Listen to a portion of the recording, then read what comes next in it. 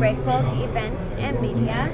I'm here with another panelist from our infrastructure session, Jeff Tucker from Tucker Company Worldwide. Welcome, Jeff. Welcome back to the studio. Great to be back. Great to be back in person. It's very exciting. It really is. Don't know what to do with myself. I know, right? I heard a woman walk in last night to the reception and just kind of freeze. Oh my gosh, it's amazing to be back with real people. Yeah, it's very nice. Yeah, it's good. So you just finished the infrastructure panel. We've got a bill that may or may not come to vote tomorrow, but relatively soon, we think, right? Yeah. You're doing a lot of work in Washington around this. Give us an update. Yeah, so we desperately want an infrastructure bill. The country needs an infrastructure bill. The country needs expenditures in infrastructure. And, you know, I had the opportunity to describe what infrastructure is to the everyday person. Right? A friend of mine is an engineer and was on a task with a particular job. The job was to climb and inspect a major urban bridge, and collectively determine how many rivets can be missing from that bridge and still be structurally sound. And maybe 1,000. Out of, do we know how many rivets there are? I don't know, but thousands of rivets were missing. Oh, and the gosh. question was, you know, can we live or can we with this or not? Several years ago, there was a chairman of the House Infrastructure and Transportation Infrastructure Bill Committee, excuse me, Chairman Oberstar, and he was from Minnesota. And while he was chairman of that committee, and that committee oversees infrastructure spending, while he was chairman, a bridge in Minnesota collapsed, and there were deaths and injuries. These are the kinds of things that we're trying to avoid, right? And it's not a Democrat issue, it's not a Republican issue. Like defense, it's an American human being issue. It's you, it's your father, it's your mother.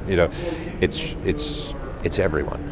Why has it taken so long to get the interest and get the resources, gathered together to make our infrastructure a priority? It's one of those things that really only gets it only gets attention when there's a tragedy, unfortunately. Congress is exceptional at putting off until the very last minute. What I've seen through my career is they will not hit deadlines that they need to. They will do what are called continuing resolutions to just kind of keep our heads above water for maybe as long as years before they kind of come to agreement. And it's the normal dysfunctional R&D stuff that happens in Washington. Mm-hmm. So, what shall we say? What impact has your persuasive efforts had? Not very much. This is far more about the theatrics between the R's and the D's in Washington, and that's what it is. It's theatrics. They all know how critically important this is, and I think right now there is an additional spending package, right? That's the House is trying to connect to infrastructure, and I think that's really where we're stuck. All right. So let's say that a bill of some sort passes with a significant amount of funding. Wouldn't there then be a lot of challenges or work needed to decide where that money is going to be spent?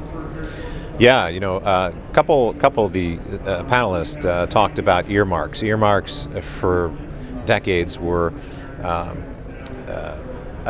also described as pork spending, right? A House member, a ranking House member, or a high level senator would find a pet project and dedicate money toward that. So Congress got rid of earmarks several years ago, and there's a lot of people, smart people, and I support what they're talking about, that want to see earmarks come back. And it's an earmark would be Congress deciding this is a priority, that is a priority, this is less of a priority.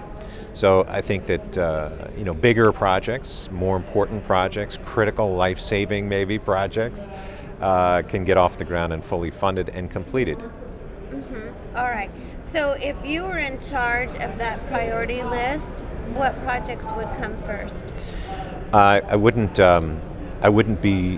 think myself so smart as to be able to prioritize that, but I feel strongly that